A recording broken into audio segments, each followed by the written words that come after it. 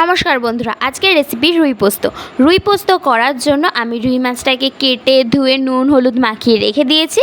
রুই মাছটাকে তেলে ভেজে নিয়েছি। এবার ওই একই তেলে ফোড়নে দিয়ে দিচ্ছি পেঁয়াজ কুচি দিয়ে পেঁয়াজটাকে একটু ভেজে নিয়ে ওর মধ্যে আমি দিয়ে দিচ্ছি পোস্ত বাটা দিয়ে একটু নেড়ে নিয়ে ওর মধ্যে আমি দিয়ে দিচ্ছি পরিমাণ মতো নুন আর দিয়ে দিচ্ছি হলুদ দিয়ে আমি সব কিছুকে খুব ভালো করে কষিয়ে নিচ্ছি।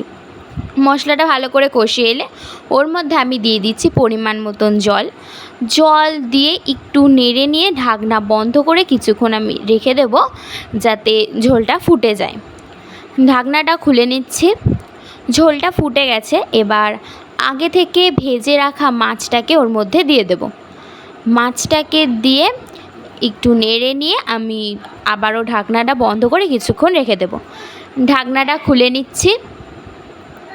এর মধ্যে দিয়ে দিচ্ছি চিড়ে রাখা কাঁচা লঙ্কা দিয়ে ওপর দিয়ে একটু সর্ষের তেল দিয়ে নামিয়ে নিলে রেডি আমাদের রুই পোস্ত।